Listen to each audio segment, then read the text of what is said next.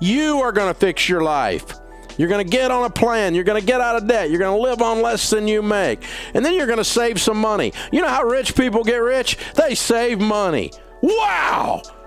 I don't know if I agree with Dave Ramsey's investment assumptions. I don't give a crap if you agree with my investment assumptions. You know what my investment assumption is? My assumption is you're going to be broke until you save money. That's my assumption. Charging purchases on a credit card has steadily been the most preferred payment method of consumers lately. About 1.5 billion credit cards in the country are helping fuel this way of life.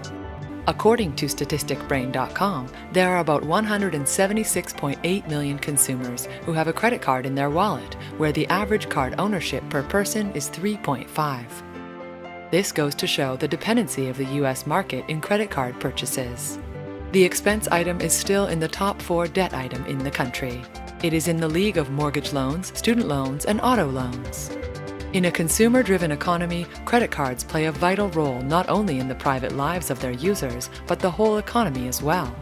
It increases the purchasing power of the consumer and extends credit for those otherwise impossible purchases.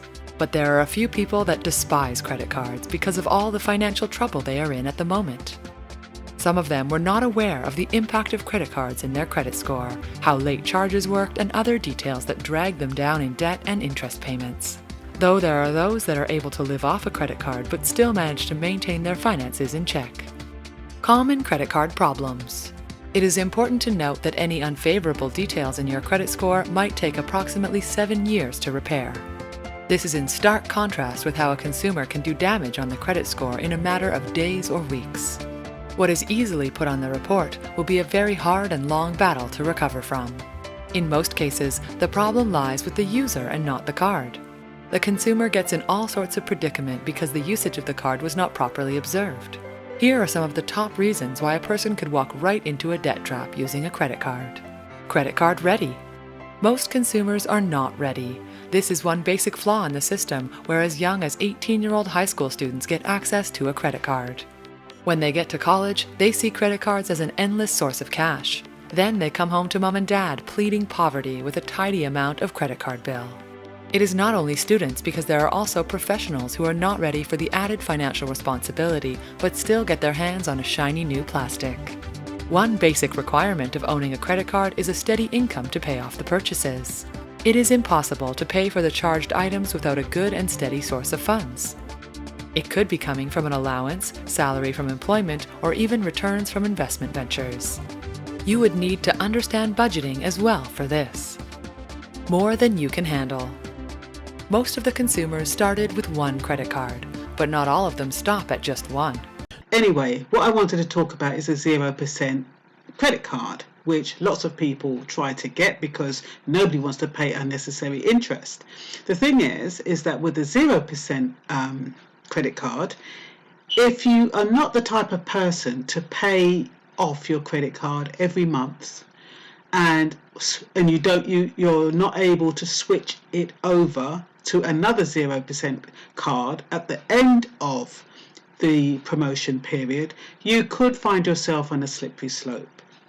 And the reason is because the 0% interest rate credit cards are designed, they need to get their money back.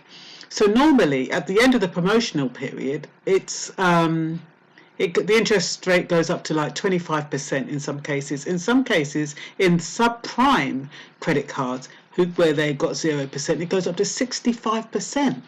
Let's take the popular Chase Freedom Unlimited card, for example. Consumers love this card because it has no annual fee, 1.5 to 5% cash back, and no APR, but only for the first 15 months. After month 15, you don't pay your balance in full, your APR could be as high as 29%. So, and it's normally the poorer people who try to have the best Christmas. And what they'll do, they're so glad they've got a credit card, they look at it and say 0%, I don't have to worry. And when the bank tells them, look, this is going to last you for 3 years, especially for young people, they think 3 years is miles away. Oh, I'm not going to worry about that. So by the time they turn around, it's hit them. And if they borrowed $3,000, say, for example, and they pay £100 a month, over 3 years and 9 months, they've paid back £1,463. 1,400. That's nearly half of what they've borrowed. So you've got to be really careful if you haven't got good credit, because if you haven't got good credit, at the end of that period, you can't switch to another 0%. And that's what these banks are banking on. They're banking on the people who jump on the bandwagon with the 0%, and they haven't got a good credit history, and then you're thinking to yourself, oh, I haven't got a good credit history, but they're giving me this credit card and I'm getting 0%, and you think, oh, you think Christmas has come early, you think it's your lucky day. Little do you know that at the end of that term, you're going to end up, if you were paying 100 a month, you're going to end up paying 100, between 125 a month, 150, possibly 175 a month, if you've got one of these subprime credit cards with 0%. So you've got to be, and you can't get out of it. Now, the stuff we teach here, and have for almost 30 years, is proven. It's no longer an opinion. It's not a theory. I don't agree with Dave Ramsey's advice, which would make you wrong. Because if you look around, 70% of Americans are living paycheck to paycheck. $1.4 trillion in stupid student loan debt. Another trillion in stupid credit card debt. Car fleeces. 78% of the cars that leave a new car lot are fleeced right now. And most of the rest of them are financed. Stupid is on parade all around you. It's a clown show financially. You want to be that? I don't want to be that. That's where when I hit bottom, I mean, I didn't hit bottom. I completely splatted because I was stupid with steroids, man.